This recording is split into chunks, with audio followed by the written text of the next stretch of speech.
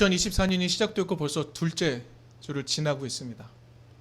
시간이 빠르다는 것을 매 순간 느끼며 살고 있지만 우리가 시간이 지나갈수록 우리는 과연 하나님 나라를 더 갈망하고 있는가 성찰해 볼 때 우리의 삶의 무게를 견디는 것에 버거워 하나님 나라를 바라보는 힘조차 잃었음을 깨닫게 될 때가 많습니다. 바라기는 우리의 시선이 하나님을 향할 수 있기를 바랍니다. 하나님을 기대할 수 있기를 바랍니다. 그래서 하나님이 우리에게 매 순간 가져다 주시는 신비를 기대하며 하나님으로부터 오는 힘을 누릴 수 있기를 바랍니다. 오늘은 역사 이야기를 먼저 시작하려고 합니다. 로마 제국의 역사를 우리가 속속들이 다 기억하고 있지는 못하지만 기원 후 300년경에 로마 제국은 동쪽에 있는 정제와 부제라는 두 명의 지도자, 서쪽에 정제와 부제라는 두 명의 지도자, 이렇게 해서 네 명의 지도자가 있었습니다.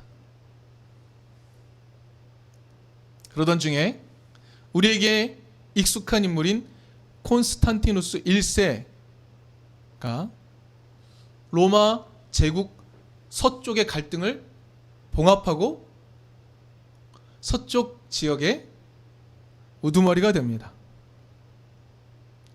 그리고 제국 동쪽의 우두머리인 리키니우스 협의를 해서 기원 후 313년에 기독교를 사실상 장려하는 밀라노 칙령을 반포하게 됩니다. 콘스탄티누스가 제국 서쪽을 완전히 제압할 때 일어난 전투, 마지막 전투에서 그가 꿈에서 하나의 표식을 보죠. 그리스도를 상징하는 표식을 보고 그것을 깃발에 그리고 나가서 전쟁에 이깁니다. 그래서 기독교를 선호하게 되는, 옹호하게 되는 그런 일이 있었죠. 그렇게 서쪽을 제압했기 때문에 동쪽의 정제인 리키니우스와 협의해서 313년에 밀라노에서 칙령을 반포합니다. 사실상의 기독교의 자유를 선포한 겁니다.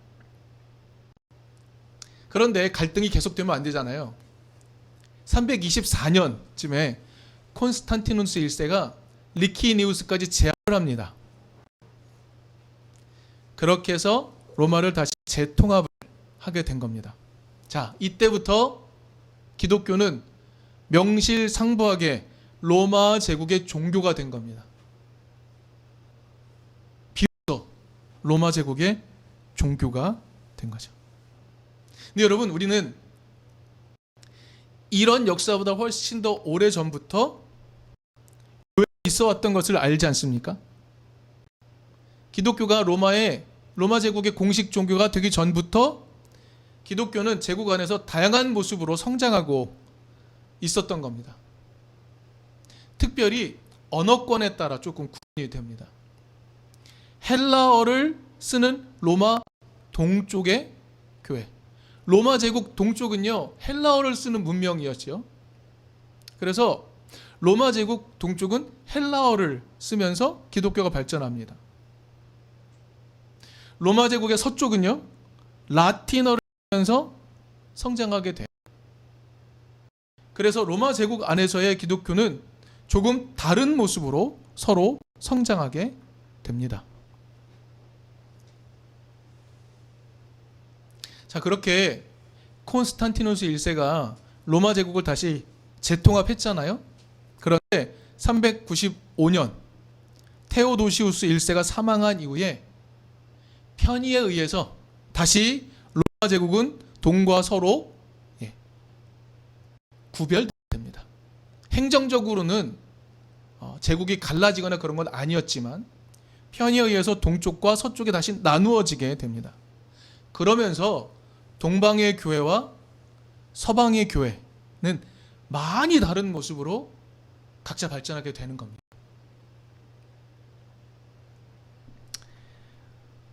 우리가 교회 역사를 잠깐 훑어보고 있습니다. 그래서 초기 교회에서 출발해서 로마 서쪽의 서방의 교회, 이 교회는 추후에 가톨릭 교회로 불리게 되죠. 그리고 그 가톨릭 교회의 잘못된 모습에 저항하며 나온 종교개혁, 그래서 개신교가 출발하게 됩니다. 개신교는 서방교회에 뿌리를 두고 있는 셈이죠. 그리고 동방의 교회는 오소독스 처치라고 부르죠. 정교회라고 부릅니다. 정은 바르다는 뜻이에요. 바른 교회, 옳은 교회라는 뜻입니다. 그리스와 러시아를 중심으로 그 주변의 많은 국가들이 이 정교회에 속해 있습니다. 짧지만 굵게 서방교회, 동방교회 이야기를 한 이유가 있습니다. 그건 뭐냐면 얼마 전에 중요한 국제 뉴스가 하나 있었기 때문입니다. 우크라이나가요, 성탄절 날짜를 12월 25일로 변경했다는 기사가 나왔습니다. 아니, 성탄절은 원래 12월 25일 아니야? 우린 이렇게 생각을 하죠. 근데 우크라이나가 12월 25일로 성탄절을 바꾸어 지키겠다라고 하는 기사가 나왔습니다. 이 기사의 이해를 돕기 위해서 말씀을 드렸습니다. 서방교회, 동방교회는 여러 차이가 있습니다만 특별히 예수의 등장을 기억하는 데 있어서 크게 다릅니다. 서방교회는요, 예수의 등장을 예수의 탄생으로 봅니다. 그래서 예수의 탄생이 예수의 등장, 역사의 등장이다라고 보면서 그 의미를 기리는 12월 25일을 성탄절로 지키고 있죠. 하지만 동방교회는 좀 다릅니다. 동방교회는 예수가 세례받는 그 순간이야말로 본격적인 등장이다라고 여깁니다. 그래서 그 의미를 기리는 1월 6일 주현절을 마치 성탄절과 같은 느낌으로 지키는 겁니다. 그래서 여러분, 서방교회의 전통에 속한 유럽의 많은 나라들은 당연히 크리스마스를 지키죠. 그러나 동방교회에 속한 나라들은요, 크리스마스를 잘 지키지 않습니다. 근데 재미있는 사실은요, 서방교회에 속한 서유럽의 많은 국가들조차 주현절을 공휴일로 지켜요. 두 가지 다 쉬는 겁니다. 그런데 우크라이나가 아예 선언을 합니다. 12월 25일을 성탄절, 즉 예수의 등장을 기리는 날로 삼겠다라고 말한 겁니다. 그 의미는 뭘까요? 이런 거겠죠. 정교회의 힘이 강한 러시아의 영향력을 거절한다. 문화적으로도 거절한다. 종교적으로도 거절한다. 이런 것 아니겠습니까? 그리고 가톨릭의 힘이 강한 서유럽의 영향력 아래로 들어가겠다라고 말하는 정치적인 표현이었던 것이죠. 종교적인 선언이 아니라 정치적인 선언이라는 겁니다. 제가 이렇게 길게 동방교회와 서방교회 그리고 우크라이나 이야기까지 한 이유는 무엇이었을까요? 그것은 주현절을 이야기하기 위해서입니다. 이제 우리는 주현절이 무슨 날인가 하는 이야기를 나눌 수 있는 준비가 되었습니다. 주현절은 어떤 날입니까? 예수가 세례를 받으시면서 공적인 생애를 시작하신 날입니다. 그래서 교부 크리소스톰이라는 사람은 이렇게 말했어요. 주현절은 예수가 세례받은 날입니다. 그런데 왜 주현절이라고 부릅니까? 예수가 우리에게 분명하게 나타내 보이셨기 때문이라는 겁니다. 예수께서 분명하게 나타내 보이신 것은 출생 때가 아니고 세례 때였습니다. 그 전까지는 사람들은 예수를 전혀 모르고 있었습니다. 이렇게 말하는 겁니다.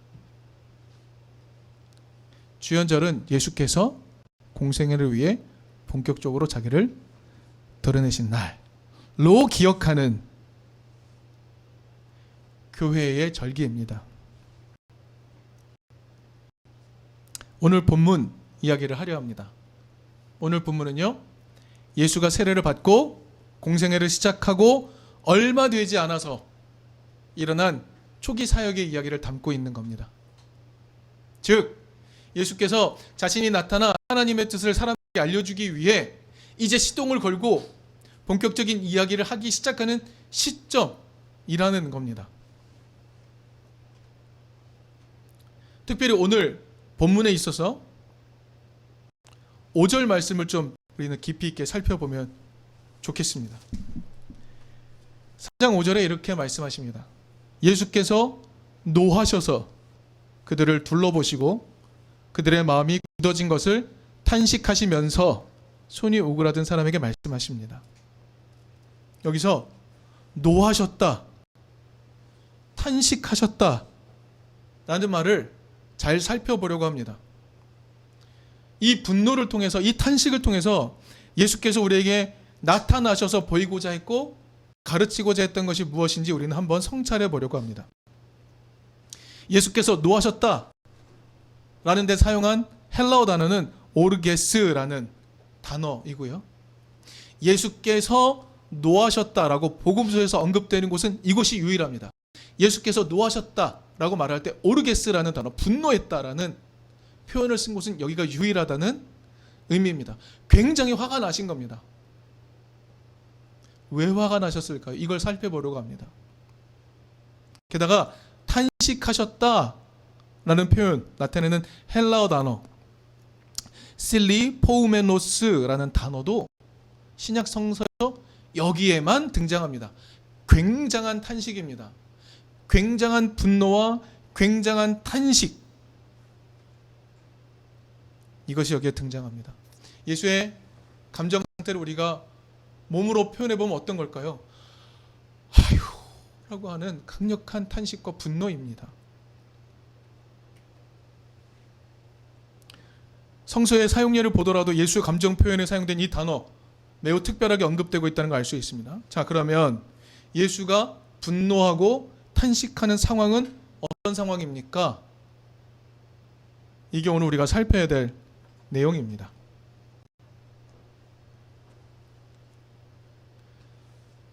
오늘 우리는 사건에 등장하는 여러 사람들을 헤아려 보려고 하는데요. 그것에 앞서 사건의 의미를 좀 먼저 살펴볼 필요가 있습니다. 이 사건은 어디에서 일어났습니까? 회당이라는 곳에서 벌어졌습니다. 당시 유대의 중앙 권력은 예루살렘의 성전에 있습니다. 그러나 지방의 회당은 어떤 곳이었을까요? 지방의 회당은요, 당시 지방 권력을 움직이는 사람들이 종교적인 이유를 가지고 모여 있는 곳입니다. 자신들이 가진 단단한 권력을 자랑하는 곳이 회당입니다. 회당은 그런 곳입니다. 종교적인 이유를 들어서 자신들의 단단한 권력을 자랑하는 곳, 바로 회당입니다. 거기서 집회도 하였지만 재판도 하는 겁니다. 그런 곳입니다. 자, 그곳에 시점은 어디입니까? 안식일입니다. 사람들이 안식일 날 회당에 모여 있습니다. 그런데 거기에 한쪽 손이 오그라든 사람이 등장해 있습니다. 이 사건을 마태복음, 마가복음, 누가복음 모두 기록하고 있습니다. 근데 이 상황을 기록할 때 특이점이 있습니다. 모두 예수를 고발하기 위해 권력자들이 덫을 놓았다 라는 의미로 소개하고 있습니다. 예수를 고발하기 위해서 그들이 덫을 놓았습니다. 오늘 본문 앞에 속하는 마가복음 1장 21절부터 23절까지 여기를 보면은요, 예수는요 초기 제자들 베드로, 안드레, 야고보, 요한을 모은 다음에요 안식일에 회당에 가셨습니다. 그리고 회당에 가서 귀신 들린 사람을 고친 일이 있습니다. 다시 한번요, 안식일에 회당에서 귀신 들린 사람을 고친 일이 있습니다. 해도 되는 일일까요? 하면 안 되는 일일까요? 성경을 보면 예수께서 안식일에 회당에 들어가서 사람을 고치고 귀신을 쫓아내는 일들이 등장합니다. 그러나 그것이 당시에 회당을 거점으로 자신의 권력을 유지하고 있는 자들은 금했던 것일까요? 권했던 것일까요? 예수께서 이미 귀신 들린 사람을 안식일날 회당에서 고친 적이 있습니다. 이 일이 그 지역 유지로 활동하고 있던 회당을 중심으로 권력을 잡고 있던 바리새인들의 심사를 긁었던 것 같습니다. 여러분, 바리새인은 어떤 사람이었을까요? 바리새인들은요, 대부분이 율법학자 또는 서기관이라고도 불리죠. 공식적인 서기관도 있지만 각 지역, 각 동네의 율법을 다루는 율법학자로서도 활동했던 사람들이 대부분이 바리새인이었습니다. 그들은 율법의 기초에서 재판까지 할 수 있는 사람들이었습니다. 그런데 그들은 중앙 권력과 조금 달랐던 것 같아요. 중앙 권력자로서 종교적, 정치적 권력을 막강하게 잡고 있는 자들은 사두개인들이었습니다. 예루살렘을 중심으로 종교적 권력을 강하게 잡고 있는 사람은 사두개인. 그런데 이런 사람들과 바리새인은 조금 달랐던 것 같아요. 바리새인들은 지역에서 민중들에 밀착하여 살았습니다. 사람들을 가르쳤죠. 어떤 것이 율법에 대해 위배인지, 정결법은 무엇인지 열심히 가르쳤습니다. 그렇기 때문에 그들은 사람들의 존경을 잃지는 않았던 것 같습니다. 그런데 예수가 나타나서 판도가 바뀌기 시작한 겁니다. 1장 22절 보면 예수께서 안식일에 회당에 들어가 가르치셨는데 사람들이 이렇게 말합니다. 22절입니다. 사람들은 그의 가르침에 놀랐다라고 되어 있습니다. 이건 원어적으로 보면 경악했다 정도 됩니다. 깜짝 놀란 겁니다. 아니 어떻게 이런 말이 있는가? 여러분, 예수가 율법에 없는 말을 하셨을까요? 아니겠죠. 마태복음에 보면 예수는 율법의 1.1획이라도 다 지켜져야 된다고 말하신 분입니다. 율법을 잘 지켜야 된다고 말씀하신 분입니다. 예수는 율법을 떠나신 적이 없습니다. 그런데 예수의 해석은 도대체 사람들을 왜 경악시켰던 것일까요? 예수는 율법을 가지고 사람들의 마음을 놀랍게 할 만한 해석을 베풀어 주신 것입니다. 깜짝 놀랐던 겁니다. 사람들은 그의 가르침에 경악했다. 예수께서 율법학자들과 달리 권위 있게 가르치셨기 때문이다. 여기서 말하는 권위 있게라는 말은요, 능력 있게, 힘 있게 가르쳤다, 이런 의미 정도 되겠습니다. 이렇게 기록하고 있습니다. 이 사건 이후로 사람들의 존경은 누구에게로 흘러갔을까요? 예수에게로 흘러갔습니다. 자신들이 마땅히 받아야 할 존경을 예수가 빼앗아 갔다라고 느꼈겠죠. 바리새인들은 안식일에 회당에서 함정을 쳐놓고 예수에게로 향하는 존경을 다시 찾아올 기회를 노렸던 것입니다. 안식일에 사람을 고치는 일이 잘못됐으니 예수를 덫에 걸리게 하여 그를 향하는 존경을 다시 가져와야겠다. 지금 바리새인의 눈에는 손이 오그라들어 생존을 위한 일을 하기에 버거워서 하루하루 정말 숨죽이며 살아가야 하는 그 사람의 삶은 보이지 않습니다. 지금 바리새인의 눈에는 고통당하는 자의 삶의 현실은 보이지 않습니다.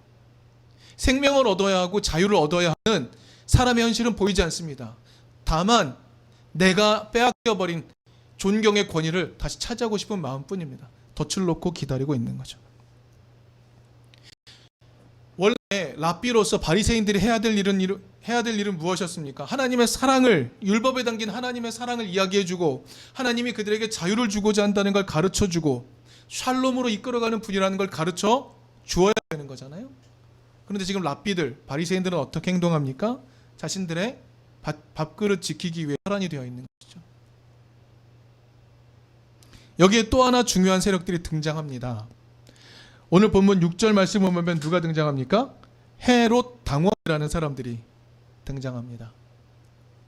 바리새인과 헤롯 당원이 작당을 하여 추후에 예수를 없앨 모의를 했다라고 기록하고 있습니다. 헤롯 당원은 누구일까요? 헤롯 당원에 대한 이해도 조금 필요합니다. 질문, 예수님 당시에 유대 권력자는 누구였습니까? 예수님 탄생 당시에 로마가 직접 다스리지 않았죠? 헤롯, 그 헤롯은 헤롯 대왕이라고 불러야 합니다. 아버지 헤롯. 그가 죽고 나서 아들들에게 땅을 나누어 주죠. 지금 보고 계신 지도는 그 아들들이 각자 자기의 영토를 나누어 가진 것, 통치 영역을 보여줍니다. 그리고 녹색 위쪽에 북쪽에 표시된 지역, 남쪽에 베레아라는 지역, 이 두 지역이 헤롯 대왕의 아들인 헤롯 안티파스가 다스렸던 지역입니다. 헤롯 안티파스는 갈릴리와 베레아 지역의 분봉왕이 되었습니다. 자, 그런데 권력에 대한 욕망이 컸던 안티파스는요, 로마에게 잘 보이는 길이 성공의 길이라고 확신을 했습니다. 그래서 로마의 환심을 사기 위해서 자신이 통치하는 갈릴리 지역, 그 지역에다가 로마의 문화를 잔뜩 담은 도시를 건설하기 시작을 합니다. 사실 건설에 많이 들죠. 그래서 사람들에게 엄청나게 돈을 착취하기 시작합니다. 그리고 그 돈으로 갈릴리 지역에서요, 당시 로마의 2대 황제인 티베리우스 이름을 따서 디베레아라는 도시를 만듭니다. 로마의 환심을 사기 위해 로마의 문화를, 건축 양식을 잔뜩 담은 도시를 만들어 낸 겁니다. 헤롯 안티파스는 이렇게 친로마적인 행보들을 취했죠. 자, 이런 행보를 취하면 누가 싫어할까요? 바리새인들이 먼저 싫어했겠죠. 또 누가 싫어했겠습니까? 민중들이 싫어했습니다. 왜요? 재정적 착취가 일어나기 때문입니다. 그런데 이런 헤롯 안티파스 왕조를 유지하고 지탱하기 위해 헤롯 안티파스 주변에서 그의 권력을 보좌하기 위해 돕고 있던 고위직이 헤롯 당원이라는 겁니다. 여러분, 이런 내용들을 볼 때 오늘 우리의 삶의 자리, 역사적 현실을 이렇게 한번 잘 비춰봐도 참 재미있습니다. 그런 사람들은 언제나 존재하죠. 그런데 궁금증이 생깁니다. 그런데 그들은 사람을 가르치고 병을 낫게 하고 귀신을 쫓아내는 예수를 왜 미워했을까요? 미워한 이유가 무엇일까요? 그래서 오늘 우리는요, 성경을 읽으면서 앞에 맥락, 뒤에 맥락도 같이 살피는 게 매우 중요함을 좀 다시 한번 깨달을 수 있습니다. 마가복음 2장 13절, 14절을 보면은요, 예수께서 레위, 세리, 우리는 흔히 마태라고 부르죠. 그를 부르시는 장면이 등장합니다. 이렇게 나옵니다. 예수께서 다시 바닷가로 나가셨다. 무리가 모두 예수께로 나오니 그가 그들을 가르치셨다. 예수께서 길을 가시다가 알페오의 아들 레위가 세관에 앉아있는 것을 보시고 말씀하셨다. 나를 따라오너라. 레위는 일어나서 예수를 따라갔다. 갑자기 세금을 잘 걷던 사람이 그 일을 버려두고 예수를 따라 나섭니다. 대체 무슨 일이 일어난 것입니까? 사람들의 돈을 거두어서 자신들에게 갖다 바쳐 권력을 유지하게 만드는 제일 말단 직원인 세리가 자신의 일을 거절하기 시작한 겁니다. 그의 일은 오늘 마가복음 2장의 내용을 보면 바닷가에서 사람들이 통행할 때, 통행세나 아마 물류가 오갈 때 관세를 징수하는 업무를 했던 것 같습니다. 그런데 그가 갑작스럽게 그 일을 버립니다. 예수를 따라갑니다. 당장 그 일을 할 일이 없습니다. 세수가 펑크 나는 거죠. 이 일이 누구에게 피해를 가져다 주었습니까? 헤롯 당원이었을 것입니다. 자신들의 노예와 같은 존재를 빼앗아간 예수, 결코 곱게 보이지 않았겠죠. 이 사람을 가만 놔두면 자신들이 누릴 권리들을 다 빼앗길 거라 생각했을 겁니다.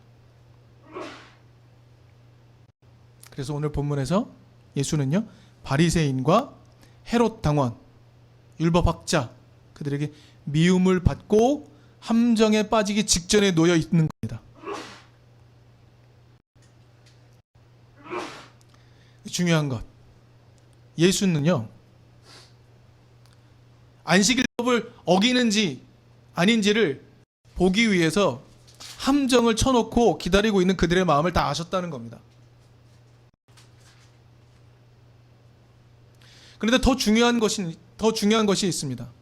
예수는 그들이 잃어버린 것을 보셨고, 그래서 분노하셨고, 그들에게 탄식하시면서 안식일의 기본 정신, 근본 정식이 무엇인지 확실하게 알려주기 위해 손이 오그라든 사람을 고치는 일을 그냥 해내신다는 겁니다. 이게 함정인지를 알지만 그럼에도 불구하고 하신다는 겁니다.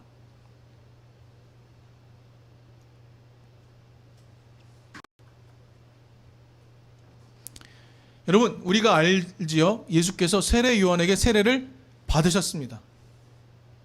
그러나 세례 요한의 메시지와는 다른 말씀을 하셨습니다. 여러분 아시다시피 세례 요한도 회개를 요청했죠. 회개를 요청했습니다. 그러나 예수도 똑같이 회개를 요청했습니다. 하지만 방향이 달랐습니다. 세례 요한은 너희를 심판하실 하나님을 두려워해라, 회개하라, 돌이키라 말합니다. 마치 죽음 이후의 세계에서 너희가 하나님에게 조금이라도 인정받으려면 회개해야 돼 라고 말하는 것처럼 들립니다. 죽음 이후의 세계를 바라봐. 거기 있어. 너 도끼가 지금 나무 밑에 놓여 있어. 너희가 회개하지 않으면 하나님이 너희를 그렇게 찍어버리실 거야. 그러니 돌이켜. 이렇게 이야기하는 것 세례 요한의 이야기입니다. 근데 예수가 말하는 회개는 어떻게 나타났습니까? 손이 오그라든 사람의 생존을 가능하게 하는 삶. 손이 오그라들어 생존의 위태로운 위치에 처해 있는 사람을 살게 만드는 삶으로 전환하라고 회개를 요청하시는 거죠. 예수가 말하는 회개는 그런 겁니다.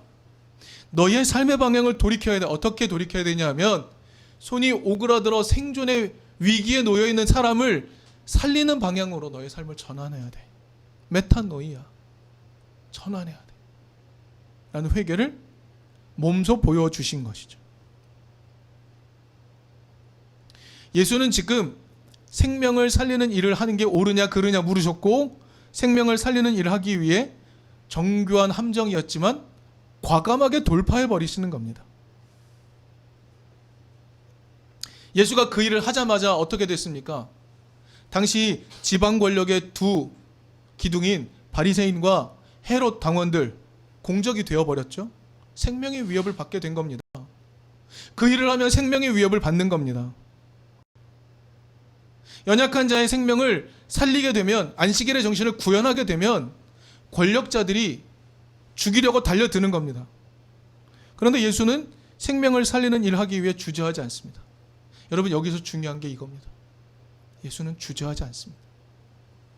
그리고 그 하나님의 정신을 잃어버린 자들을 보시면 분노하셨고 탄식하셨습니다.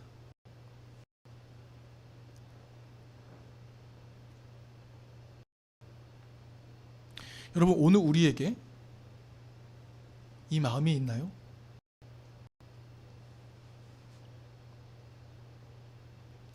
손이 오그라들어 자신의 힘만으로는 살아갈 수 없는 사람들이 있습니다. 그 사람들을 도와주고 고치는 일을 우리는 진심으로 하고 있습니다. 아니, 그들의 삶을, 약자들의 삶은 사라져도 돼 라고 말하는 세상 한복판에서 그럼 안 돼, 그건 옳은 일이 아니야 라고 말하며 세상이 쳐놓은 함정을 알매도 불구하고 주저하지 않고 달려가서 그 사람들을 고쳐내려고 하는 용기가 우리 마음에 있는지요?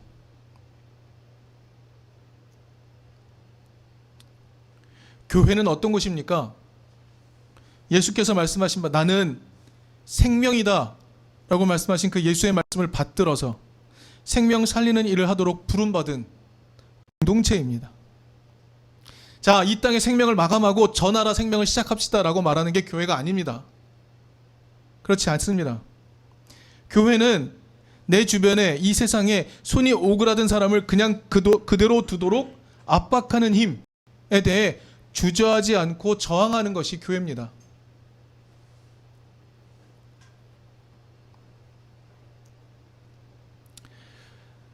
올해의 주제에 근거하여 특별히 오늘 우리는 창조세계를 한번 살펴볼 필요가 있습니다. 지금의 창조세계는 여러 재난의 모습으로 창조세계의 손이 오그라들어 있습니다. 그 모습을 우리에게 그대로 보여주고 있습니다. 그런데 이대로 두어도 돼라고 말하는 권력들이 있습니다. 기후정의? 쓸데없는 이야기야. 기후위기? 그런 건 없어. 우리가 소비하는 대로 살아도 돼. 우리의 욕망껏 살아가도 돼 라고 말하는 세상의 권력들이 있습니다. 세상의 가치들이 있습니다. 손이 오그라들어 있는 창조세계의 모습을 그대로 유지하도록 놔두는 그 세력에게 대해 예수는 어떤 태도를 갖고 계실까요? 분노하시고 탄식하십니다. 예수 앞에 있는 함정, 예수는요, 아셨지만 피하지 않고 돌진하십니다. 목숨 살리는 일, 생명 살리는 일을 해야 안식일 정신을 구현하는 거야 라는 것을 보여주시기 위해 예수는 돌진하시죠. 2000년 전이나 지금이나 예수의 분노와 탄식은 살리는 일을 가로막는 자를 향하고 있습니다. 예수의 분노, 예수의 장탄식은 살리는 일을 가로막는 자를 향하고 있습니다. 여러분, 하나님은 이 일을 하고 싶어 하세요. 그래서 예수 보내신 거 아닙니까? 살리는 일 하겠다고 예수 보내셨는데 우리가 예수 믿는다 하면서 대체 무엇을 하고 있느냐 말입니까? 예수의 길을 따르는 기독인, 우리의 분노, 우리의 탄식도 그런 상황에서 터져 나와야 하지 않을까요? 살리는 일을 위해서 돌진하셨던 예수처럼 그 예수의 길을 따를 수 있는 우리가 될 수 있기를 바랍니다.